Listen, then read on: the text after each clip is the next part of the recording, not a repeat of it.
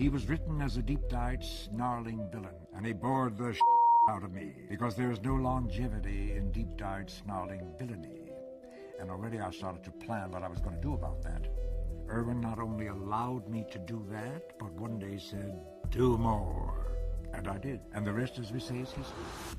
On October 23, 2025, June Lockhart, the last surviving adult star of Lost in Space, passed away at the age of 100. Before she left, she had said things in her final interviews that the network never wanted public.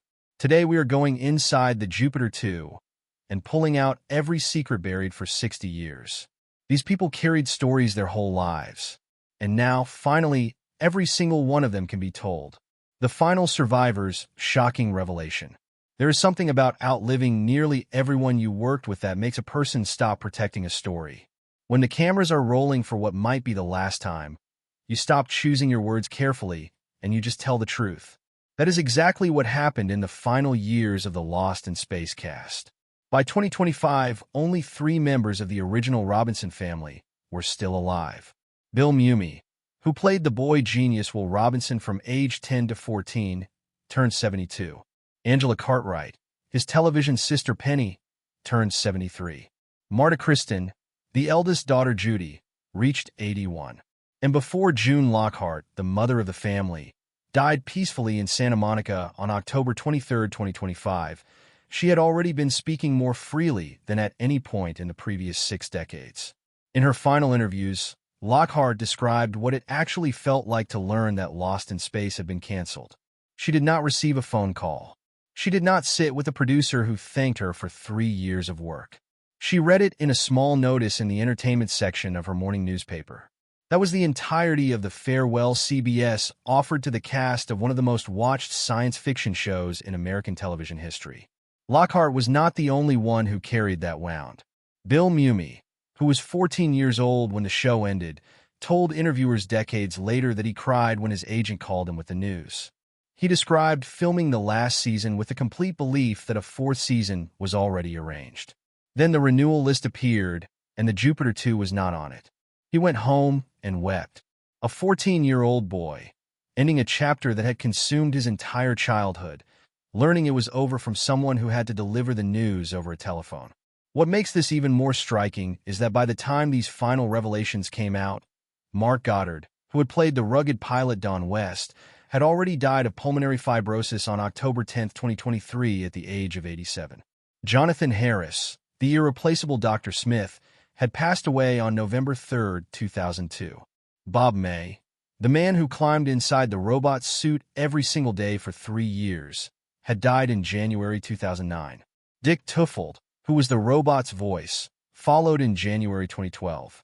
And yet the 3 Robinson children who remain are still finding each other. On March 17, 2026, Bill Mumy posted a photograph of himself standing with Angela Cartwright and Marta Kristen and captioned it, "Judy, Penny, and Will Robinson, spotted on Earth yesterday."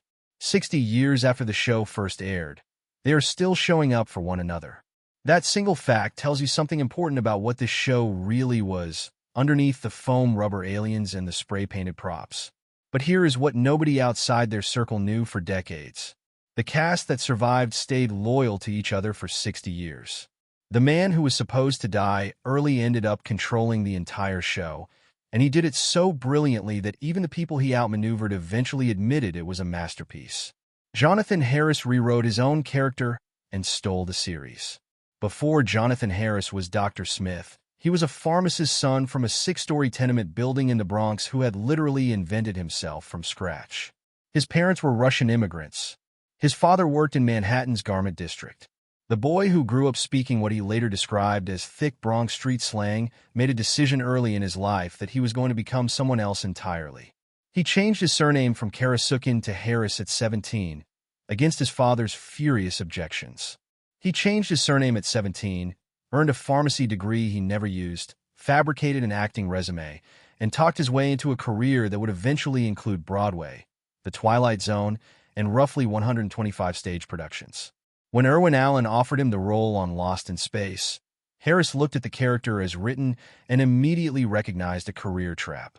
Smith was a cold-blooded spy who killed a guard in the pilot's opening minutes and reprogrammed the robot to kill the Robinson family in their sleep. He was designed to be despicable and eliminated within 5 episodes. Harris understood exactly what this meant. A role that ends in 5 episodes is not a career. It is an expensive dead end. So he started rewriting things. Quietly at first, he would arrive on set with entirely new pages of dialogue written overnight. He told the cast, "Let us go over the scene. I have changed all the dialogue." Bill Mumy, still a child at the time, watched this and later described it with genuine awe. Harris would rewrite scenes and then quietly engineer every beat of the action so that all roads led back to Smith. The cowardly eye rolls, the melodramatic wailing about his back, and most importantly the cascade of invented insults hurled at the robot. None of it appeared in any script. Harris sat up nights constructing phrases like bubble-headed booby, nickel-plated nincompoop, and bellicose bumpkin. He explained his reasoning with perfect logic. The robot was wise to Smith's schemes, and Smith had to attack it constantly to keep it from exposing him. Every insult was a survival tactic dressed as comedy. By the time Irwin Allen understood what had happened, 500 fan letters a month were pouring in for Dr. Smith. Allen had no realistic choice but to celebrate it. He later said openly, "Smith was not originally created as a comedy character, but Jonathan Harris dictated what we should do with the character." Harris negotiated a special guest star credit on every one of all 83 episodes, reportedly the first time that billing structure had appeared on American television. But Allen's public praise concealed a private discomfort, because the actor he had hired to be his leading hero was watching his entire role dissolve in front of him, and there was nothing either of them could do about it anymore. Guy Williams came to Lost in Space as one of the most recognizable men on American television. For years as Zorro on Disney had made him a genuine star, and the show's merchandise had generated $11 million within months of its premiere.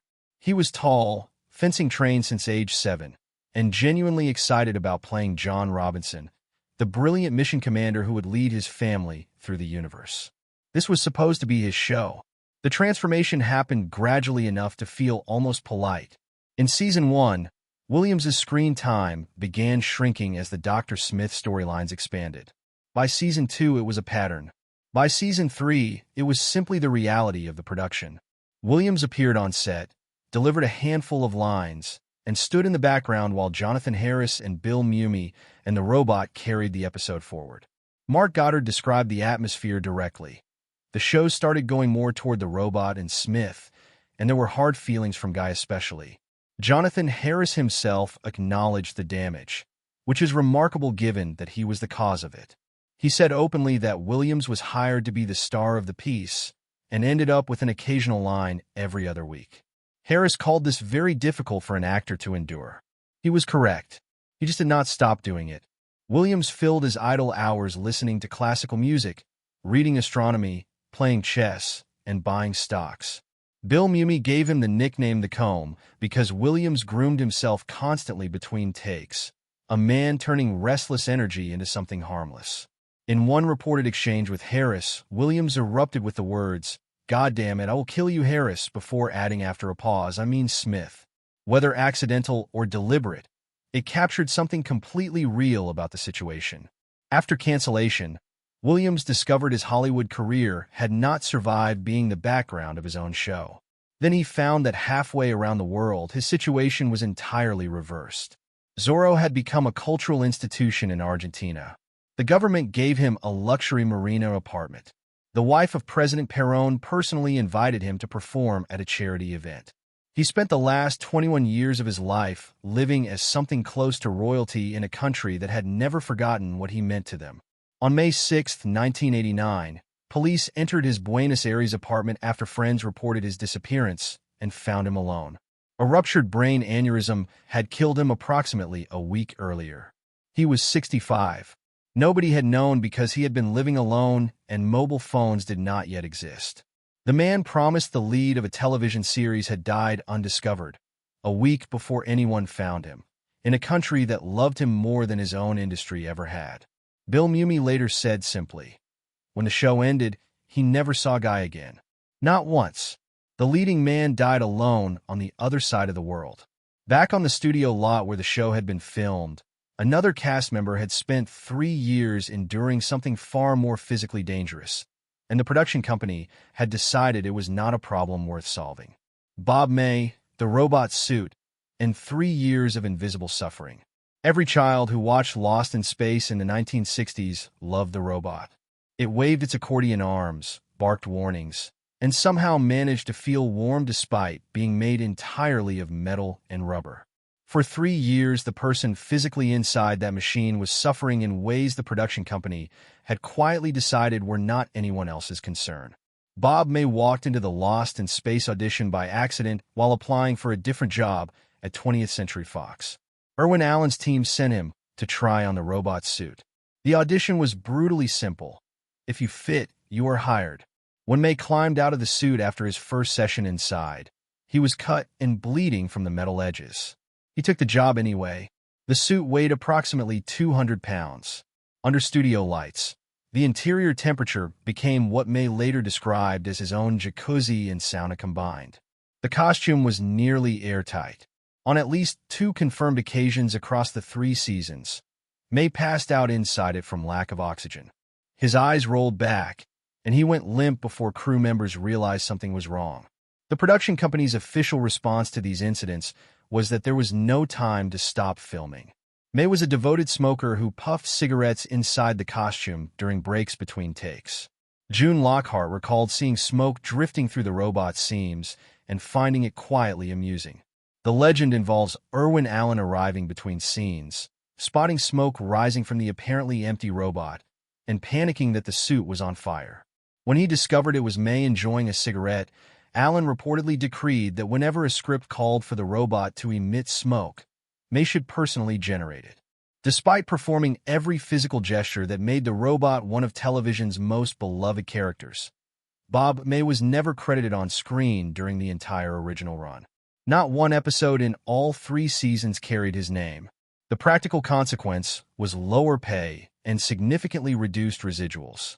As Lost in Space grew into a global phenomenon generating licensing income across decades, May and his wife Judith were living in a mobile home park in the San Fernando Valley. In November 2008, the Sayre fire destroyed their home. 2 months later, May died of congestive heart failure at 69. What defined his later years was not bitterness, but extraordinary generosity. He became one of the most beloved figures on the science fiction convention circuit, staying at signing tables until every fan had their moment, no matter how long it took.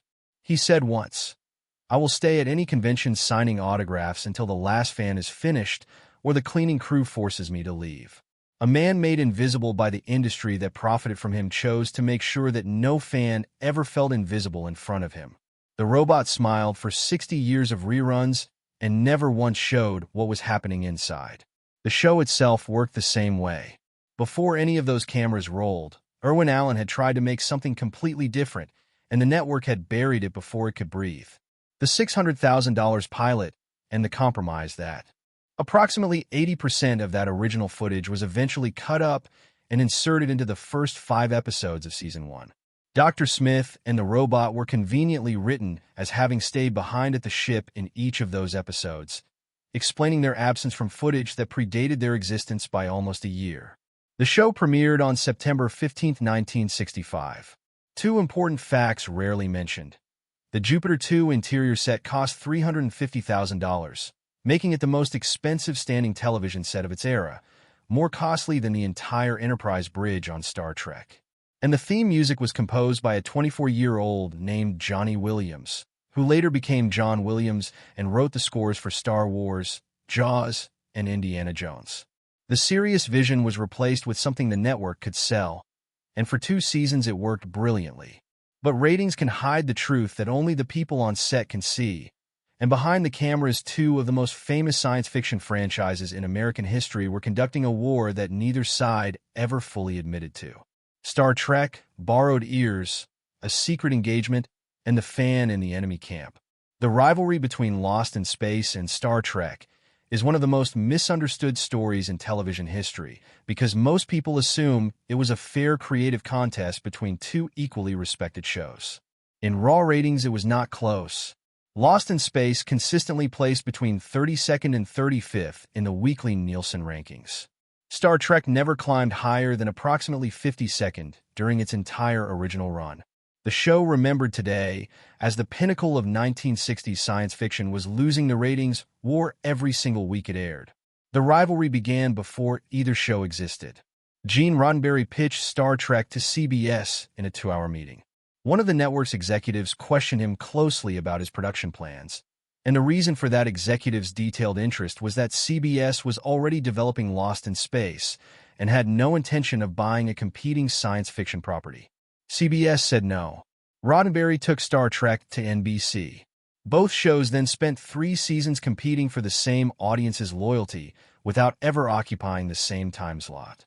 The most genuinely funny artifact of this rivalry happened during Season 3, when the Lost in Space makeup team needed to create a pointy-eared alien boy for an episode and found themselves short on both time and budget. Their solution was to borrow the actual molds used to make Spock's ears from the Star Trek production, paint them a different color, and apply them to their own alien character. Devoted Star Trek fans immediately recognized the ears and publicly accused Lost in Space of plagiarism. The actual explanation was entirely mundane. Makeup artists from both productions were close friends who regularly shared resources to survive impossible deadlines. Inside the Jupiter 2, a completely unexpected love story was unfolding. Angela Cartwright was 13 when Lost in Space began filming. Bill Mumy was 10. They went through their entire adolescence together on that set, tutored together at Fox's studio school, eating lunch together, running lines together. Mumy described it later with characteristic directness. "We were each other's first true love." He waited until he was old enough to drive before inviting Cartwright on a proper date. Not because anyone required it, but because he wanted the occasion to feel right. They were briefly engaged in the early 1970s before ending the relationship quietly and without bitterness. 2 young people recognizing they were still becoming themselves. What nobody predicted was what came next. For more than 50 years, they remained genuinely close friends, not politely distant, but actually close. They co-authored multiple books, appeared at conventions together, and as recently as March 2026 were photographed laughing together with Marta Kristen. Then there was Mumy's other secret. While spending his working days fighting alien monsters for Lost in Space, he was going home every evening and watching Star Trek with devoted enthusiasm. He was, in his own words, a calm. Jonathan Harris spent the rest of his career as a prolific voice actor. He voiced Manny in Pixar's A Bug's Life in 1998, appeared in Toy Story 2 the following year, and voiced a character on the animated series Freakazoid that was an explicit Dr. Smith parody, playing a version of himself, playing a version of the character he had perfected over 40 years. When the 1998 Lost in Space film was produced, the studio offered Harris a 6-line cameo. He rejected it with words that immediately became famous in Hollywood circles.